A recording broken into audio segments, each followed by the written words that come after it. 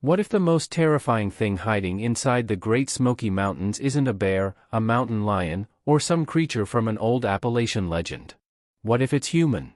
And what if they've been living there for so long that they no longer consider the outside world their home? On a warm afternoon in June of 1969, 6-year-old Dennis Martin disappeared inside the Great Smoky Mountains of Tennessee. There was no warning. No distant scream. No sound of a struggle. No trail leading away. One moment, Dennis was playing hide-and-seek with his family. Minutes later, he was gone. Thousands of people would eventually become involved in the search. Rangers, volunteers, soldiers, aircraft crews, hunters, and experienced mountain men would comb through the wilderness looking for a little boy who seemed to have simply vanished. But there were strange details. Things witnesses claimed they saw. Sounds that nobody could explain. Reports of something large moving through the trees. And whispers that there were people living far deeper in the mountains than anyone was supposed to know. Tonight, we're going back into those mountains. Not to tell you the official story.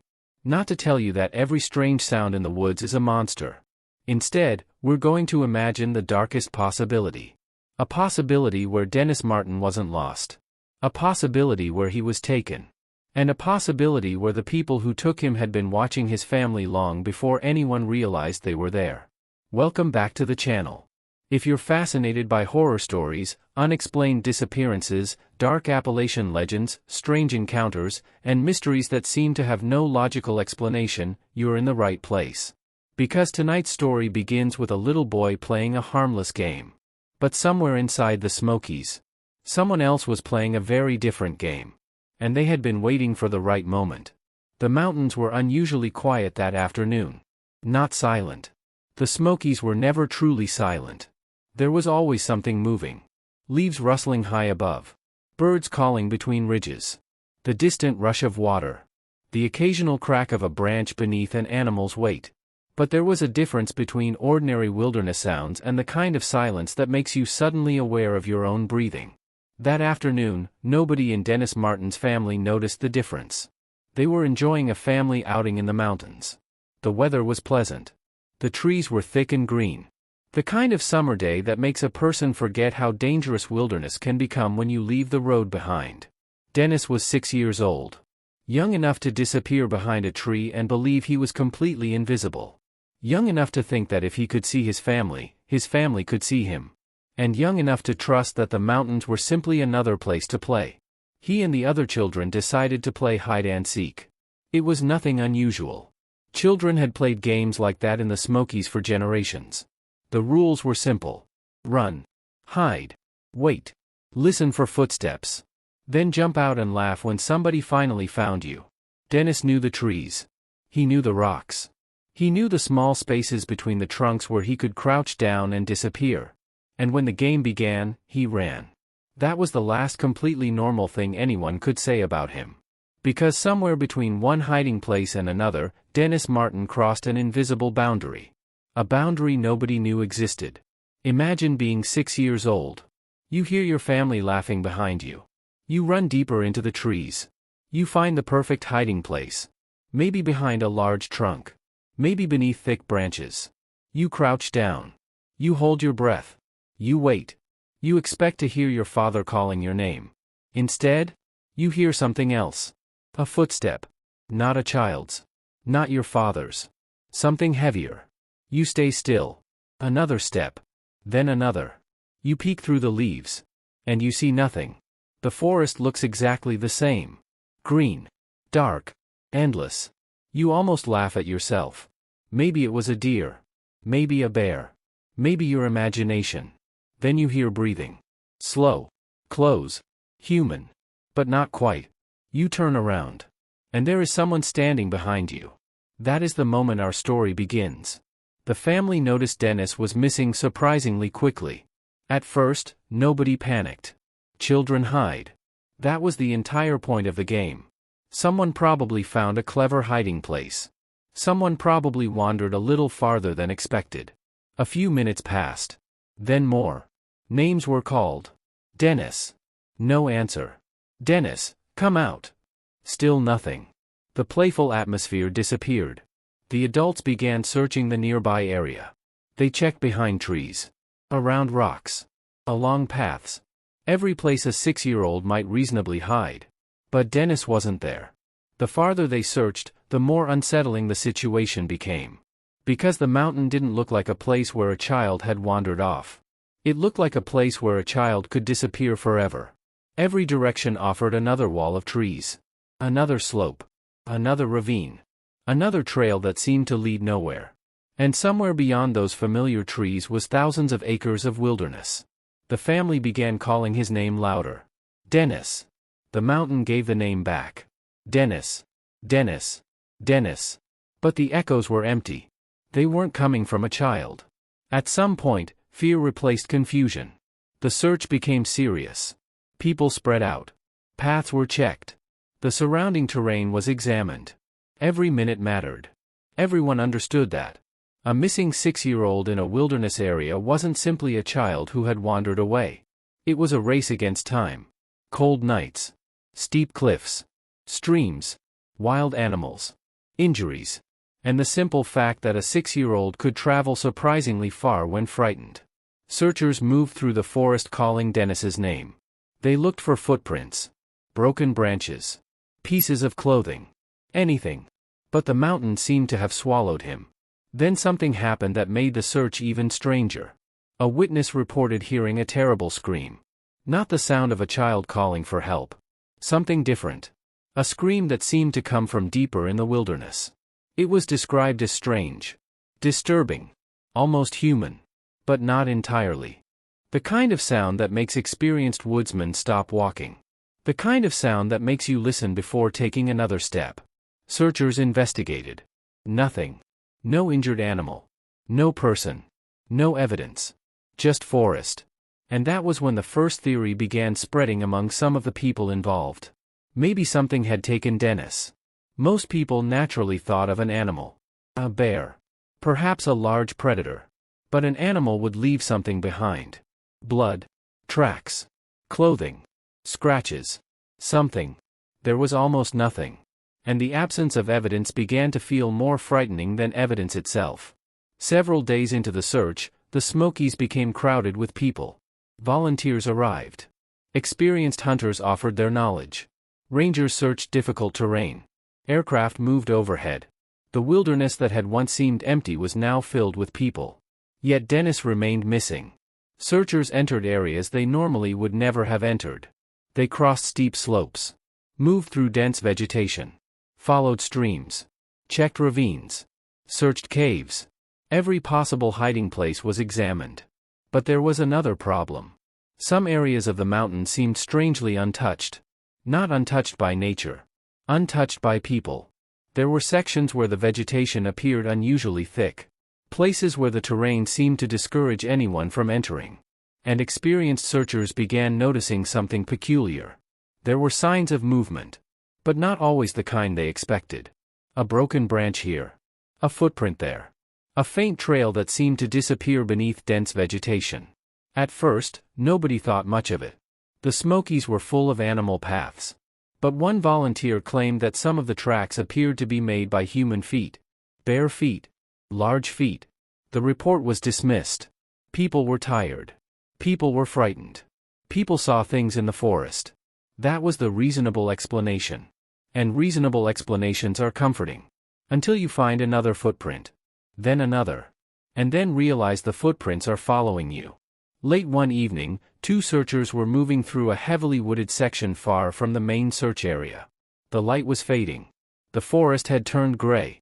They had been walking for hours. Neither man was inexperienced. Both understood the dangers of the mountains. They also understood something else.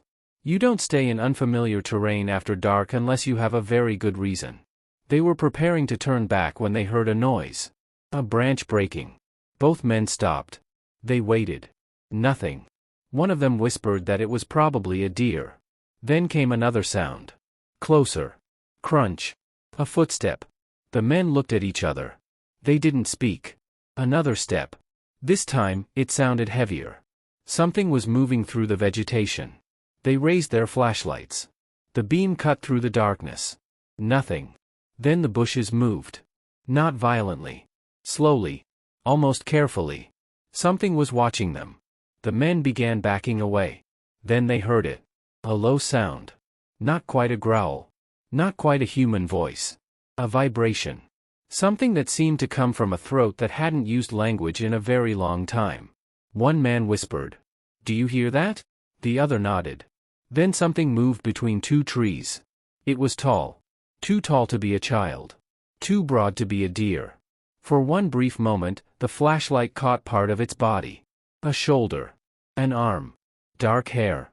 Then it disappeared. The men chased after it. That was their mistake.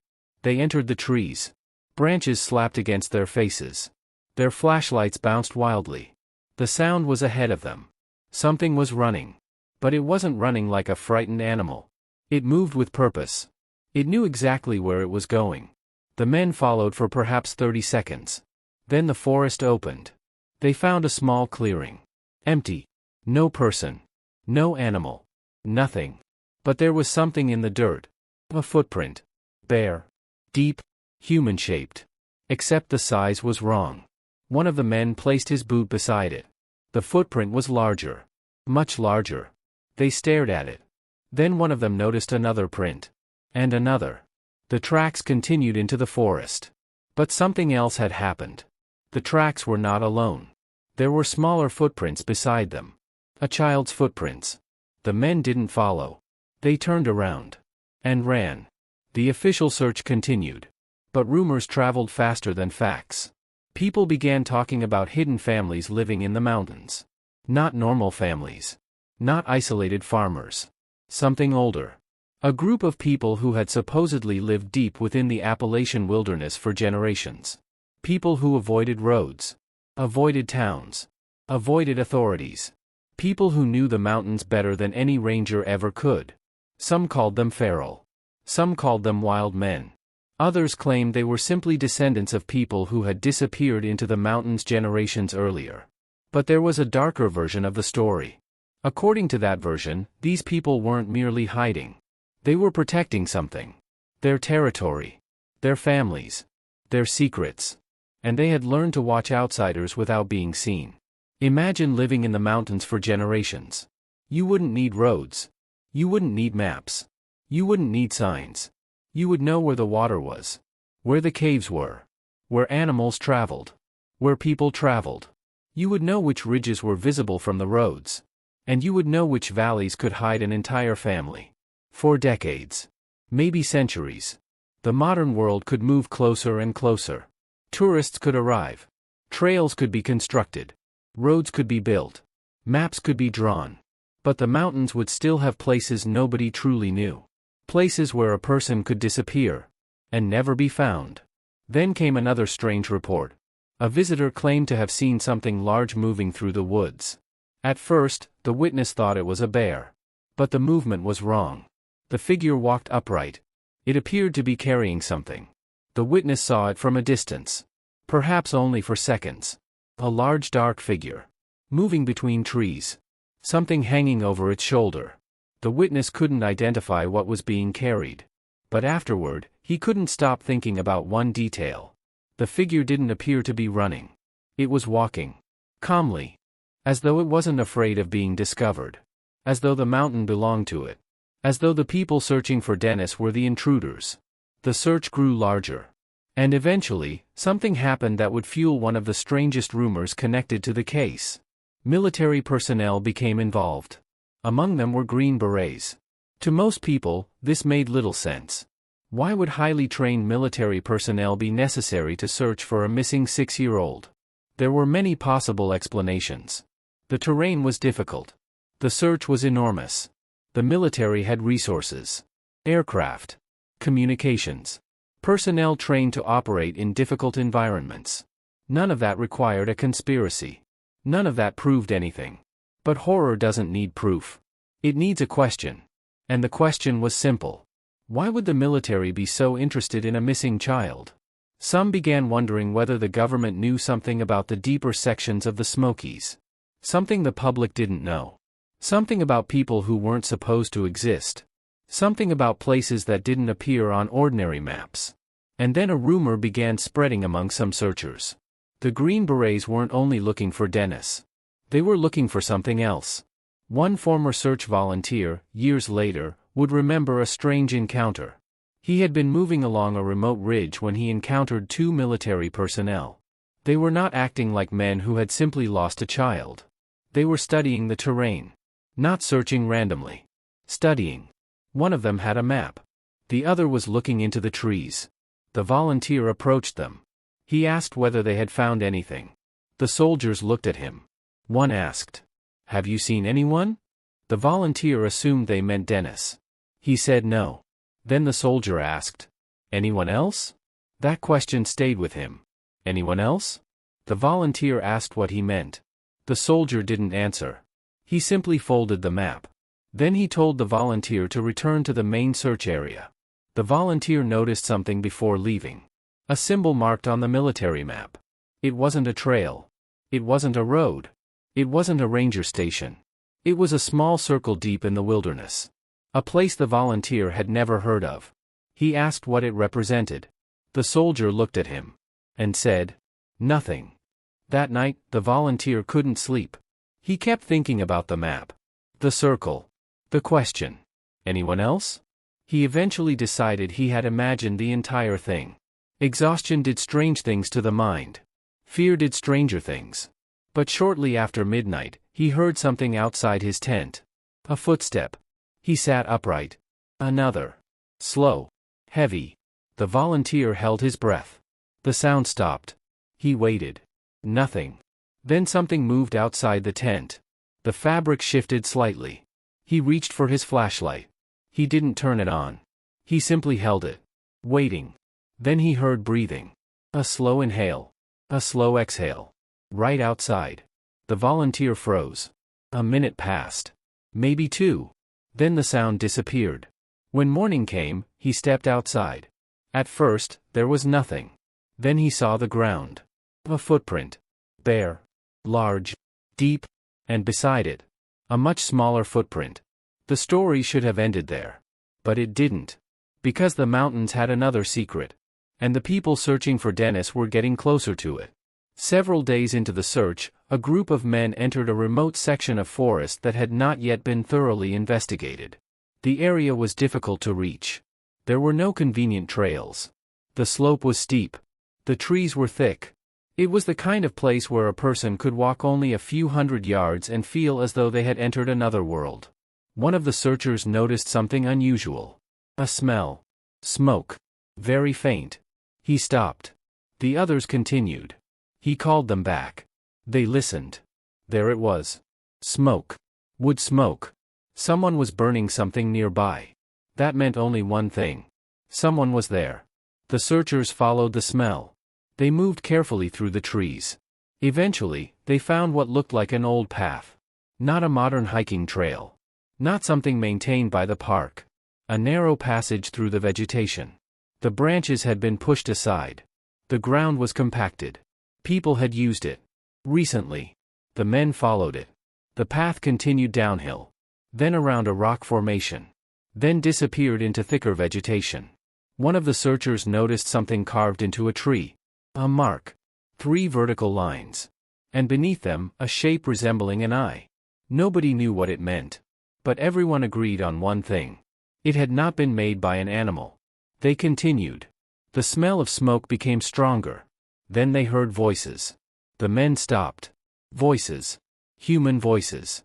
But they couldn't understand the words. The sound seemed distant. Muffled. Almost like people speaking through a wall. The searchers crouched down. One man raised his hand. Everyone became still. The voices stopped. Silence. Then something answered from behind them. A branch cracked. They turned. Nothing. One man whispered. "Back." They started retreating. Then one of them saw movement. High on the opposite ridge. A figure. Watching.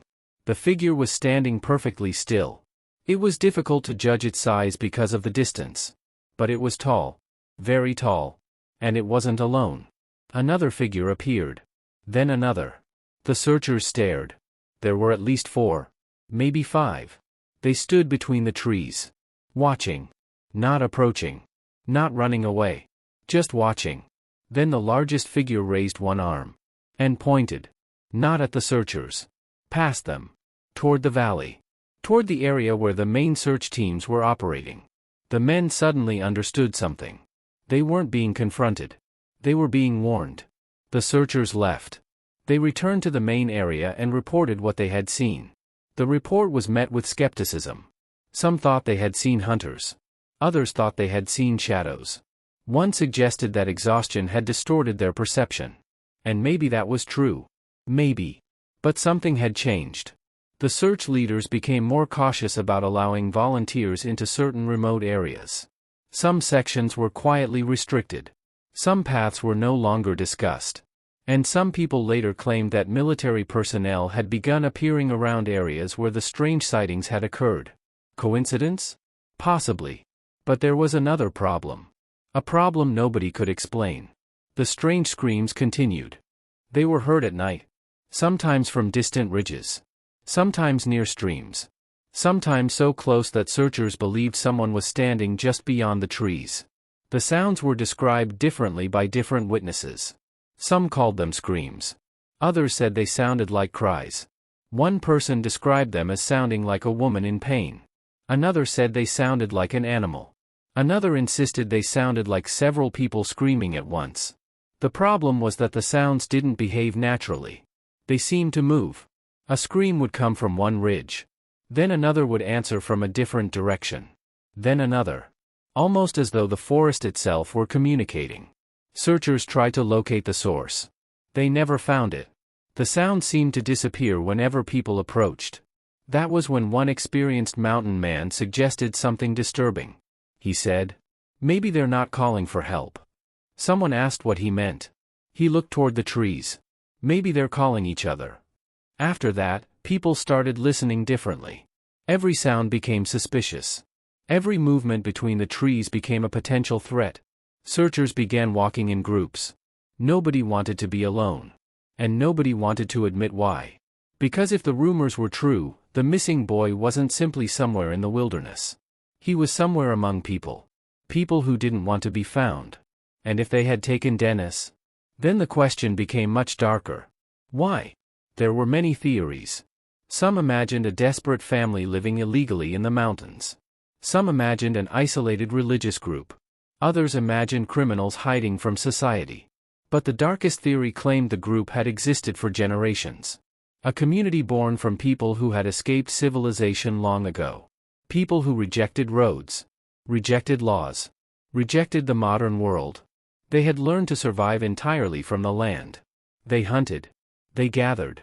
They built hidden shelters. They had children. Those children grew up learning the same secrets. Where to hide. How to move without making noise. How to avoid being seen. How to recognize outsiders. And most importantly, how to disappear. If such a group existed, they wouldn't need to attack every stranger. They would simply watch. They could remain hidden while tourists passed within a few hundred yards. They could see search parties moving through their territory. They could hear helicopters overhead. They could watch soldiers enter the forest. And they could wait. Because the mountains belonged to them. But Dennis was different. He was a child. A child could be valuable. A child could be taught. A child could be raised without ever knowing the world outside. Maybe the group didn't see Dennis as a kidnapping victim. Maybe they saw him as someone who had been given to them. A new child. A new member. A replacement for someone they had lost. Or perhaps there was another reason. Something far worse. Because if these people truly lived beyond civilization, they might have rules. Rules that outsiders didn't understand. Rules about territory. Rules about blood. Rules about children. Rules about what happened when someone discovered them. And Dennis had discovered them. Weeks passed. The search continued. But hope slowly faded. The wilderness offered no answers. There was no definitive trail. No clear evidence. No explanation for what had happened. Eventually, people began leaving. Volunteers returned home. Aircraft stopped flying overhead. The enormous search operation gradually became smaller. The mountain returned to its normal rhythm. Birds returned. Animals moved through the forest. Streams continued flowing. The trees remained indifferent. And somewhere beneath those trees, there may have been a secret nobody had uncovered. But our story doesn't end with the search. Because years later, there would be stories. Stories from hikers, hunters, backcountry travelers, people who claimed to see strange figures deep in the Smokies. Some described a man covered in dark hair. Some described pale faces watching from tree lines. Some heard whistles. Some heard screams. Some reported seeing footprints where no person should have been. And some claimed they saw something much more disturbing. A group. Not one creature. Not one person. A group of human beings moving silently through the forest. Always keeping their distance. Always watching. Always disappearing before anyone could approach. Then there was one story that would haunt anyone who heard it. A hunter claimed that while moving through a remote valley, he saw a large figure carrying something over its shoulder. He initially assumed it was a dead animal. The figure stopped, slowly turned, and looked directly at him. The hunter raised his rifle. The figure didn't run. Instead, it lowered whatever it was carrying. For several seconds, the two stared at each other. Then the figure reached down. The hunter expected it to pick up a rock. Instead, it picked up a small child's shoe. The hunter recognized the style immediately. A child's shoe. Old, mud-covered, but unmistakably a child's. The figure held it up, then dropped it, and walked into the trees. The hunter never followed. Maybe the story is completely fictional. Maybe every strange sound has an ordinary explanation. Maybe every shadow was an animal. Maybe every footprint belonged to a person who simply didn't want to be found. And maybe Dennis Martin's disappearance was a tragic mystery with no supernatural explanation whatsoever. But there is something about the Smokies that makes people uncomfortable. The mountains are enormous, dense, ancient. There are places where sunlight barely touches the ground. Places where sound travels strangely. Places where a person can stand only a short distance from a trail and become almost impossible to see. And that's the part people forget. You don't need monsters to make a person disappear in the Smoky Mountains. You only need enough trees, enough distance, and enough time. But imagine something else. Imagine that Dennis did not wander away. Imagine that he was watching his family from between the trees. Imagine that another child was hiding nearby. Imagine that Dennis heard that child whisper, "Come with me." Maybe Dennis followed. Maybe he thought it was part of the game. Maybe he laughed. Maybe he expected to surprise his family a few minutes later. But instead, he was led somewhere beyond the search area. Somewhere where the trees became thicker. Somewhere where no trail appeared on the map. Somewhere that had been used long before tourists arrived. And maybe, someone was waiting for him. Now imagine what happened next. Dennis walks between the trees.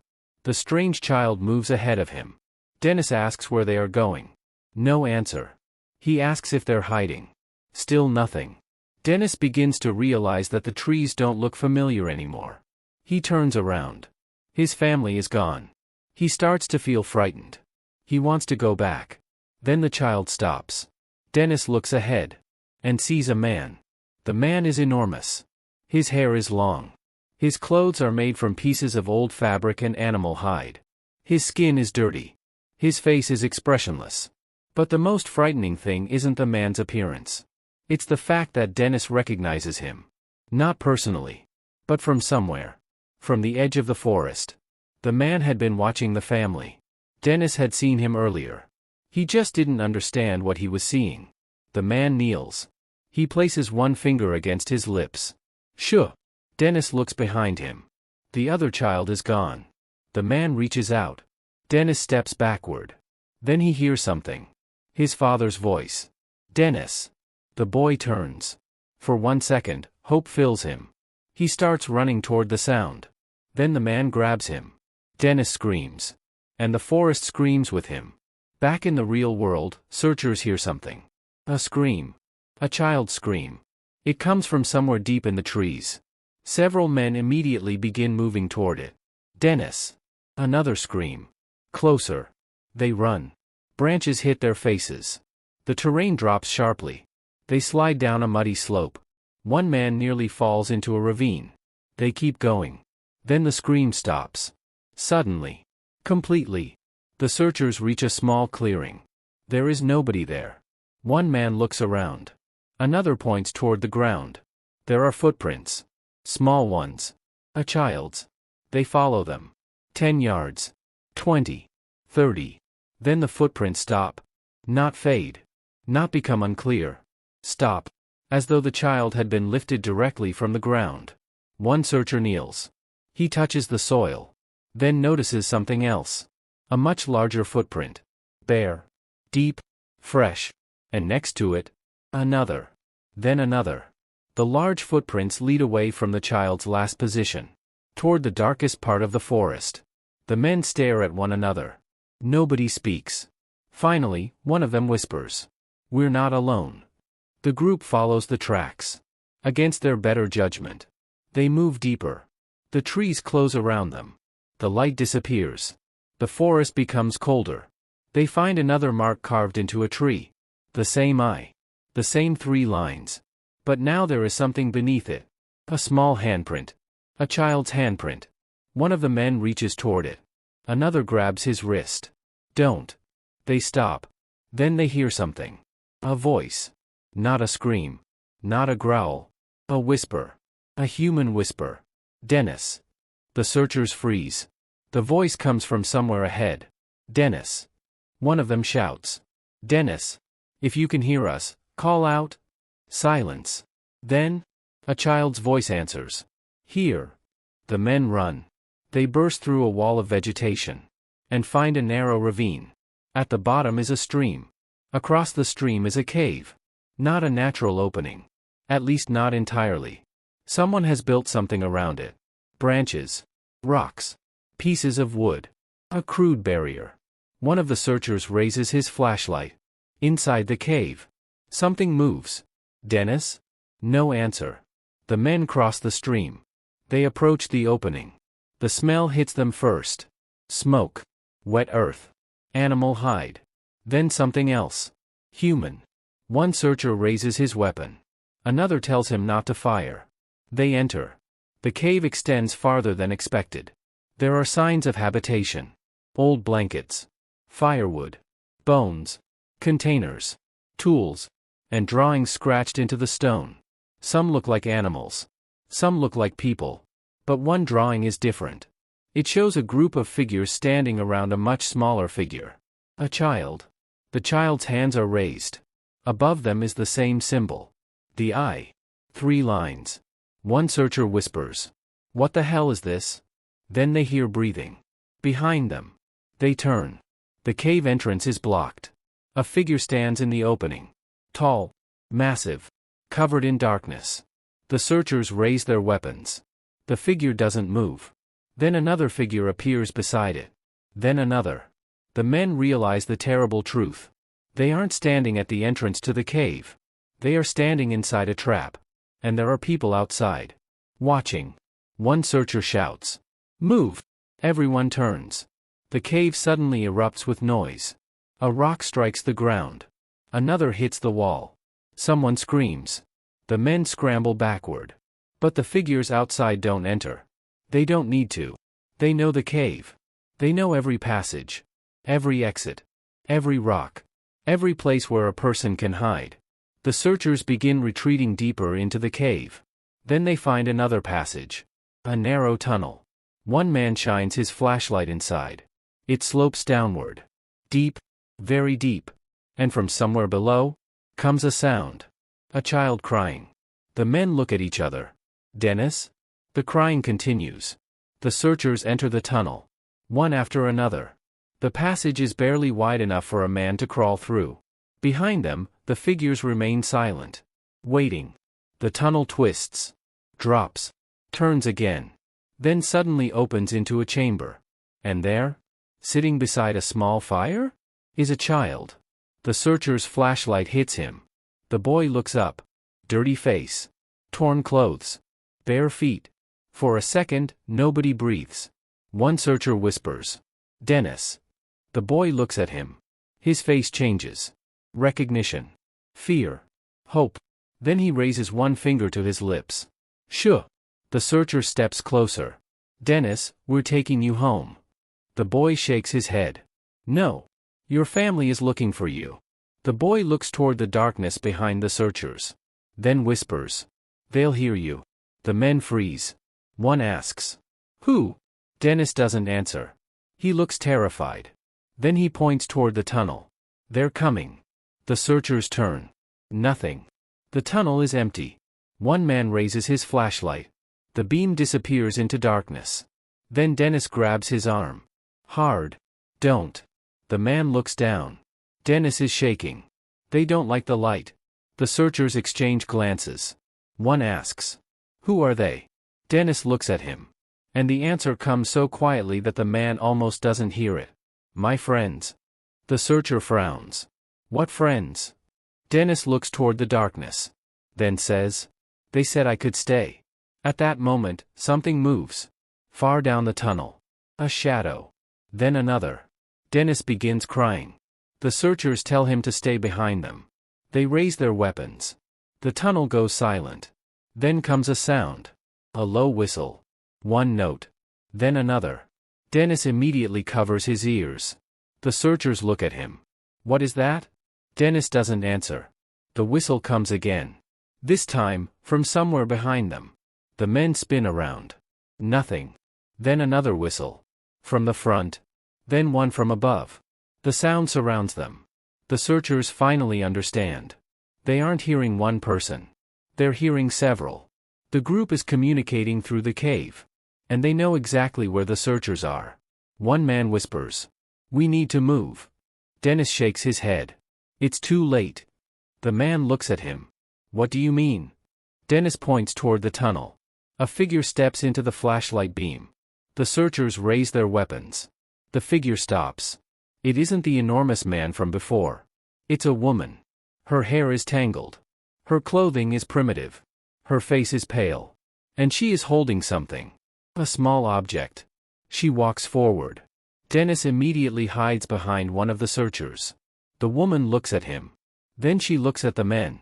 She speaks. Her voice is surprisingly calm. "You shouldn't have come here." Nobody fires. The woman doesn't attack. She simply stands there, watching them. One of the searchers asks, "Where are the others?" The woman smiles. Not kindly. Not cruelly. Simply knowingly. She points behind them. The men turn. The tunnel entrance is no longer empty. Figures stand there. Several. Men. Women. Perhaps children. All watching. No one speaks. No one moves. The searchers are surrounded. But the woman does something unexpected. She walks toward Dennis. The boy trembles. She kneels. She says something to him in a language the searchers don't understand. Dennis answers. The woman looks at the men. Then says, "He came willingly." One searcher shouts. "He's 6 years old." The woman doesn't react. "He came willingly." "You took him." "No." She looks at Dennis. "He followed." The searcher points toward the tunnel. "Then let him go." The woman is silent. Finally she asks, "Back to what?" Nobody answers. The woman looks at the searchers. Then says, "You don't know what is in these mountains." The searchers try to reason with her. They tell her the entire area is being searched. They tell her authorities are looking for Dennis. They tell her soldiers are coming. The woman's expression changes.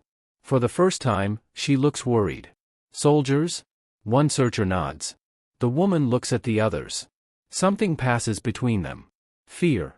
Real fear. The kind that doesn't come from being discovered. The kind that comes from knowing what will happen next. The woman whispers. "They found us." One searcher asks. "Who?" She doesn't answer. Instead, she turns toward the deeper tunnel. "How long?" Someone behind her responds. "Not long."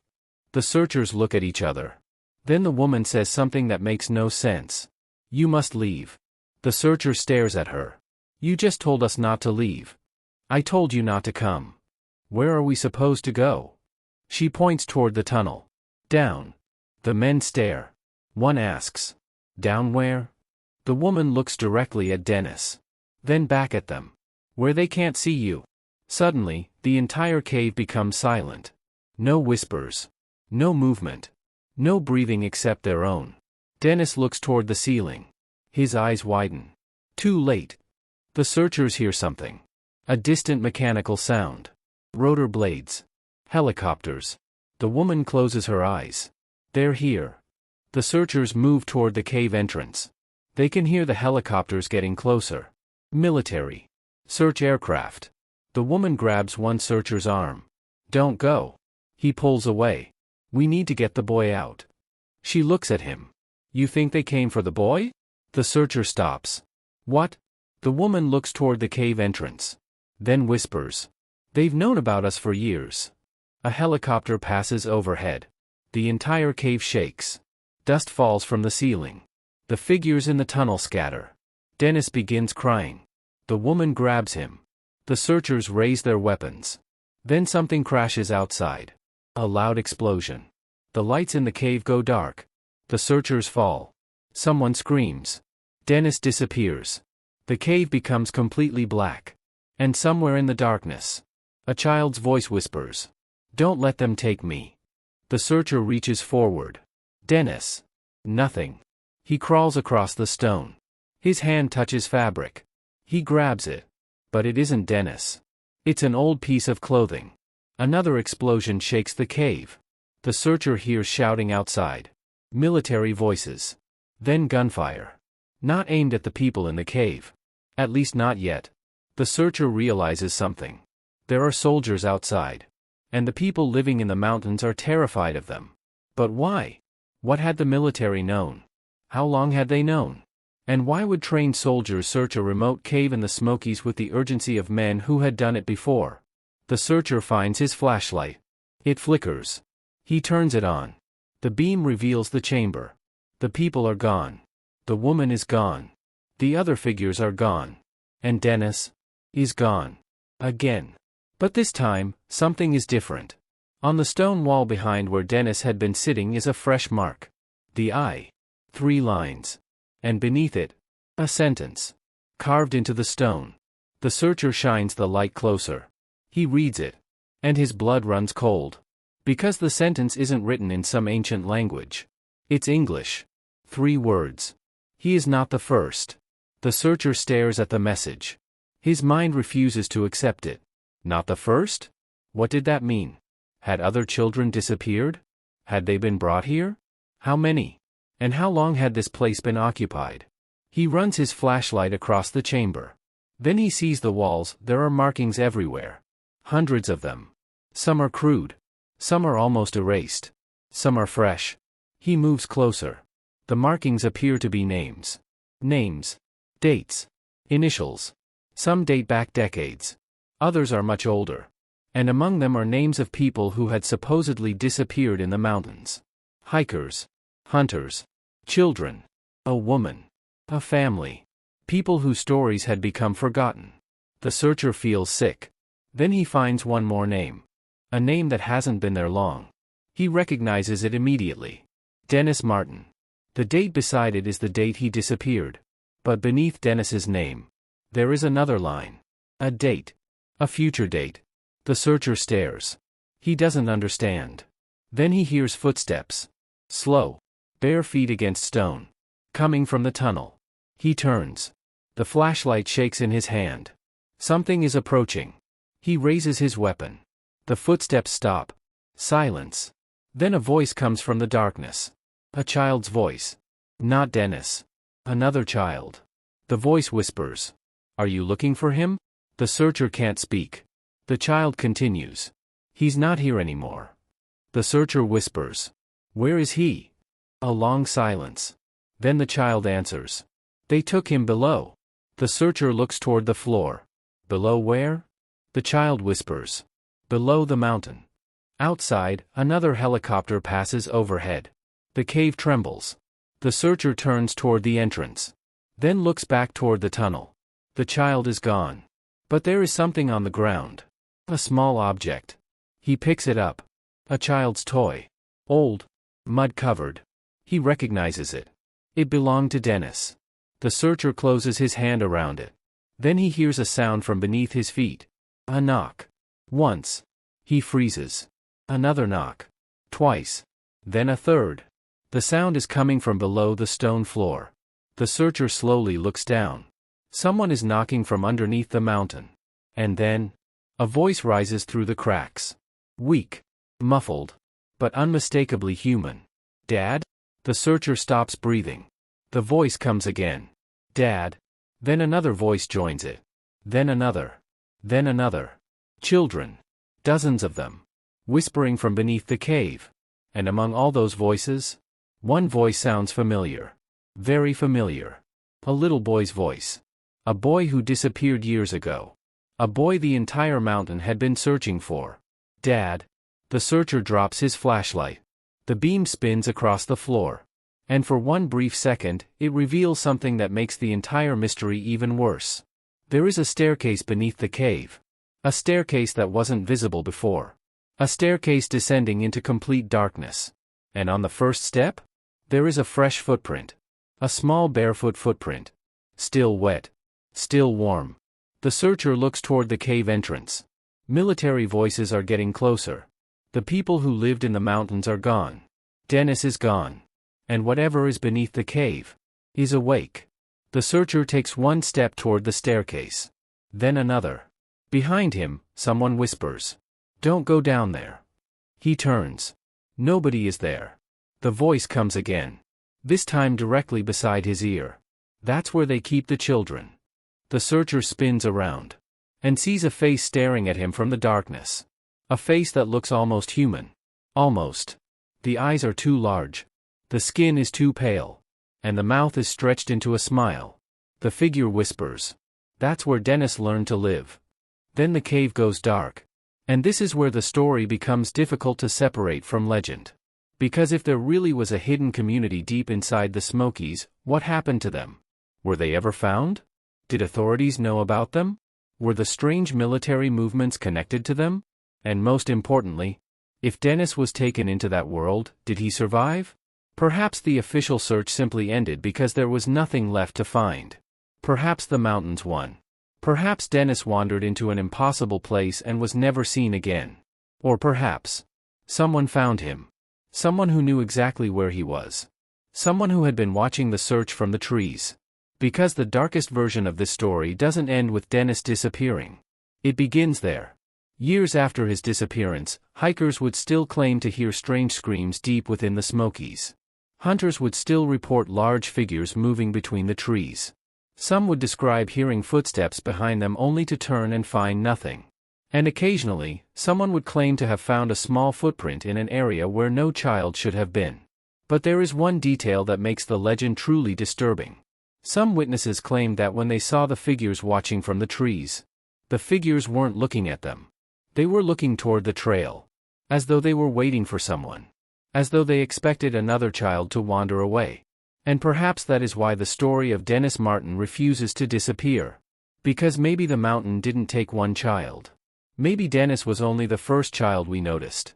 And somewhere beneath those ancient ridges, there may still be a hidden world. A world that knows our trails. A world that watches our campsites. A world that knows when helicopters enter the valley. A world that knows when searchers are coming. And a world that has learned one simple rule over generations. Never let the outsider see you first. The question is, what happens when they decide to stop hiding? Because somewhere deep beneath the Smokies, the staircase is still there. The footprints are still fresh. And if the stories are true, Dennis Martin may not have been the last child to disappear. He may have been the first one who was brought somewhere the outside world was never supposed to find. And tonight, somewhere beneath the mountain, someone may still be waiting. Not for Dennis. But for the next child who wanders too far from the trail. The next child who hears a voice between the trees. The next child who believes someone is playing hide and seek. And the next child who hears a whisper behind them saying, "Come on. I know a better place to hide." Because once you hear that voice, you shouldn't turn around. And whatever you do, don't follow it into the trees. And perhaps that is the most terrifying part of the story. The Great Smoky Mountains are still there, covered in mist and darkness, hiding thousands of places that few people will ever see. Dennis Martin disappeared in only a matter of minutes, leaving behind questions that have haunted his family and countless others for decades. But what if the mountains didn't simply take him? What if someone, or something, was waiting for him that afternoon? Somewhere beneath the trees, beyond the trails and far away from the search parties, there may have been a hidden world watching everything unfold. A world that knew the mountains better than any ranger, soldier, or map ever could. And if the stories are true, Dennis may have entered that world and discovered something he was never supposed to see. The search for him may have ended years ago, but perhaps the story never truly did. Because deep in the Smokies, the shadows still move when no one is watching, strange screams still echo through forgotten valleys, and sometimes, hikers swear they hear the sound of a child calling from somewhere deep within the forest. So if you ever find yourself walking through the Smokies and hear a small voice behind you whispering, "Come play with us," remember one thing: don't answer, don't look back, and whatever you do, never follow the voice into the trees.